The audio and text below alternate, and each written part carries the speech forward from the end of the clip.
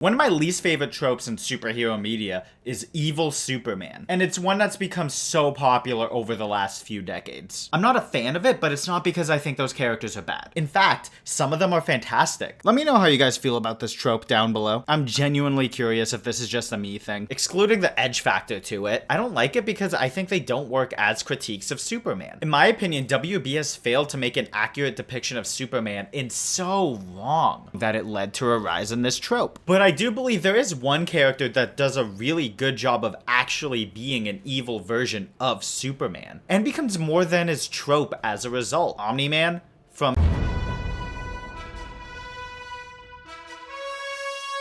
And before I go into why he's better than the trope that birthed him, I want to go into how people don't understand Superman and how that led to the rise of this trope. WB has done a very bad job of adapting Superman's character into the mainstream pop culture media, up until recently. Not to say every Superman movie is bad, except for these ones, they are very bad. But more commonly than not, they do the Superman is Jesus story, which is the laziest and most boring way you can tell a Superman story, in my opinion. It's so overdone, and when the DCEU did it, they focused more on that than the more important aspects of his character. I recommend watching this video about this specific topic. It does a very good job critiquing how that analogy doesn't really work, and I don't want to go too much into that here, but the too long didn't watch of it is that comparison doesn't really work the best. From the start, it was intended to be an immigrant story, and if you wanted to go the biblical route, Moses works better. So the DCEU decided to go that route, and in the process, they ended up neglecting one of the most important aspects of Superman's character, his humanity. Movies make him seem like this higher power and make him so boring as a result. Keep in mind, he grew up on a farm in Kansas and was raised by humans. Yes, he was born on an alien planet and is 100% Kryptonian, but he was raised by the absolute nicest people to be human. That's why in the comics, he's such a nice character with a lot of humanity. Blah, blah, blah. Go read that one Superman comic that every YouTuber tells you to read. But in Man of Steel, Pa Kent tells him, nah, you shouldn't have saved those kids. You keeping your secret is more important. That's something he would never say. But because movies have done such a poor job of illustrating Superman's character, and just really botched his father so hard, general audiences don't know that Pa Kent saying that is like Uncle Ben saying, with great power comes no responsibility. Have fun, King. Other than the DCEU dropping the ball with Superman's character and his upbringing, Injustice is probably one of the biggest reasons why evil Superman is so popular. I believe it is the first mainstream version of Superman to be evil, and it has him act completely out of character to accomplish that, which from what I've heard, that is a huge problem with a lot of the characters in that story. Would Superman accidentally killing Lois and his unborn child absolutely destroy him? Yeah, he is human after all. Who wouldn't be distraught after that? But he wouldn't snap and end up doing everything that he does in the games and the comics. It's actually dumb that people just accept Superman being easy mode for the Joker. It really shows how bad his public perception is. If you're following a Superman that isn't a total psycho, unlike these two, that wouldn't be the outcome. And those two versions of him are the most mainstream ones from the 2010s. And when that's just the public's perception of Superman, no wonder why Invincible and The Boys have become so popular. But there is one key difference between those two comics and shows. One despises superhero media, and the other has a love for it, which is why I gravitated towards Invincible more than The Boys. But because of that love, Robert Kirkman's evil version of Superman, Nolan Grayson, aka Omni-Man, understands the core of Superman more than the DCEU and Injustice. Why? Because Omni-Man came to Earth to take over the planet, but in the process became human, despite his best efforts. When I first watched this show not too long ago, I already knew the twist and what happens at the end of the first season. Normally, I would be upset knowing that big of a spoiler. It was very interesting watching that show with the full context of Omni-Man, and seeing how he's internally struggling with his human and Viltrumite sides the entire time. Take when Mark first gets his powers. Nolan is very serious in that scene, for two reasons. One, because he now knows he has to go murder the Guardians of the Globe to weaken Earth's defenses as a part of his mission, and you gotta confirm that your son has his powers before you kill all of your friends. And two, subconsciously, I think he's realizing that his happy time here on Earth is coming to an end. And his time here was probably the only time in his life that he was truly happy. I think the biggest proof of this inner turmoil is when he says, maybe it would have been better if Mark didn't get his powers. Maybe he could have continued to live this happy family life if Mark never got his powers. Another way I was constantly noticing his struggle between his human and Viltrumite sides was whenever he was training Mark. In a lot of the scenes, his Viltrumite side comes out and he goes way too hard, only for his humanity to show a bit and pull him back. Even in the Adam Eve special, look how little we see of Nolan and Mark. He sees his son, the human he needs to get his powers so he can hurry up and take over the world, completely covered in duct tape,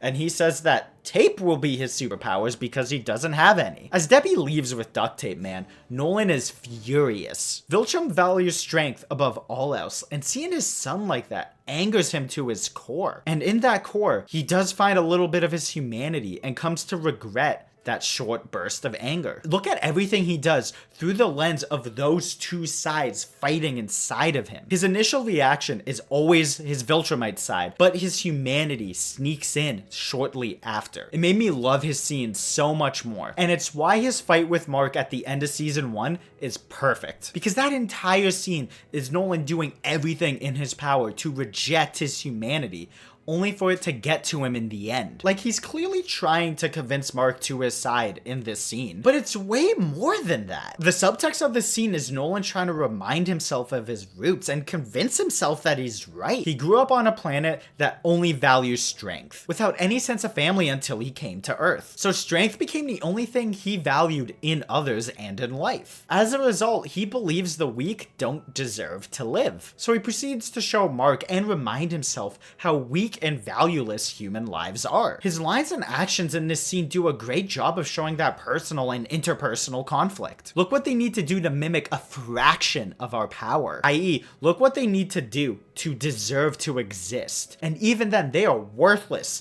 compared to us. It's alright to pity them, Mark. Wrong to value them over your own kind. Strength over humanity. He even goes as far as saying as his wife Debbie is more of a pet to him. These are things I can imagine he told himself over the years to help him focus on his goal. To convince himself that he's right, he has to constantly reject the humanity that's growing inside of him. Because humans are weak, and he was taught that the weak don't deserve to live. The rest of the fight, if you can even call it that, is Nolan shoving how weak humans are in Mark's face, literally, and to completely reject his humanity. He fails to get through to Mark and thinks that he's weak, so his Viltrumite side decides to kill him. And even in the lines before it, it's still him convincing himself that he's doing the right thing. Then the flashback to Mark playing baseball happens. Nolan says how pointless this all is and how he could be doing more important things than watching a bunch of weak little kids play baseball. And Debbie's monologue to Nolan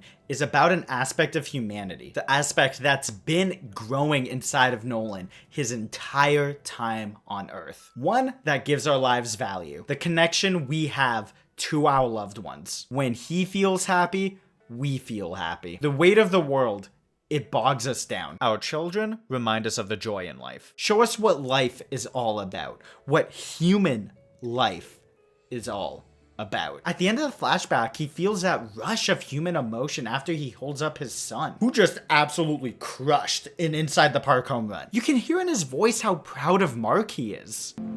Yeah, I saw. That's what he thinks about after trying to show Mark how valueless human life is. One of his most human moments. He's just thinking about that connection with Mark that's a core human value. It's like what Debbie said. This is humanity. Cut back to Mark's face bloodied. He's even missing teeth in the same spots. Nolan falls as his humanity starts to overpower his Viltrumite side until the meme starts. Funny enough, despite this being the Think Mark scene, he's yelling at himself more than he's yelling at Mark. Because deep down he knows his humanity is trying to get him to stop, and this is his last attempt to repress it. Why did you make me do this? You're fighting so you can watch everyone around you die. Think, Mark! You'll outlast every fragile, insignificant being on this planet. You'll live to see this world crumble to dust and blow away. everyone and everything you know will be gone. What will you have after 500 years? This is why he's doing this. Even with those connections he has to Debbie and Art, he will outlive them and everyone else he's ever cared for on Earth, except for one. And that is the emotional gut punch that Mark delivers here. And it's one that appeals not to Nolan's Viltrumite side, but to his humanity. You, Dad.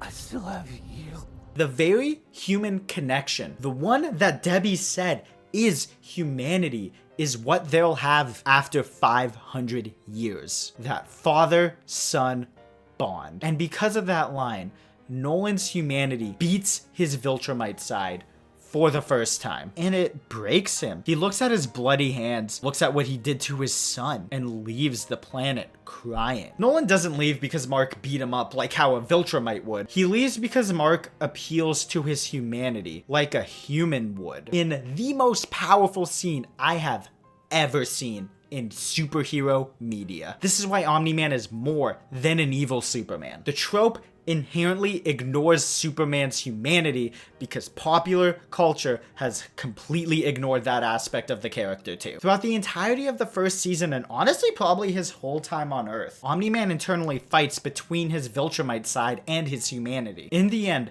after he does what he does and makes it seem like there is no humanity left, a flood of human emotions is what breaks him. Or he's fighting between just becoming another evil version of Superman and the neglected aspect of that character that makes him great. He may have came here exclusively for evil reasons, but he couldn't fight off that one aspect of Superman despite his best efforts, because his son gave Nolan's human life value. It's insane that this show understands Superman way more than WB execs do. And while all this is happening, we have Mark actively choosing to become Superman instead of his dad like he always wanted to. Mark in general is just a fantastic reflection of Superman. It's truly brilliant to have two characters interact with this trope the way that Invincible does. Mark embraces his humanity, and Nolan fails to reject it. This is how you do an evil Superman story. Not by having him take over the world, or be a narcissist in the same way that Homelander is. You have the character struggle by fighting off one of the most important aspects of Superman's character. If you want to critique Superman, you have to engage with his character, and evil versions of Superman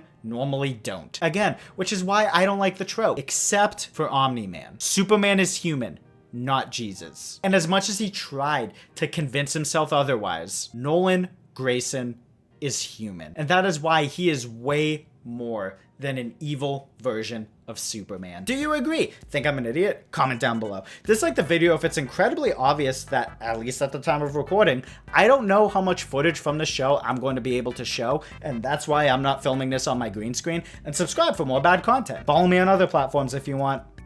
Take care, guys.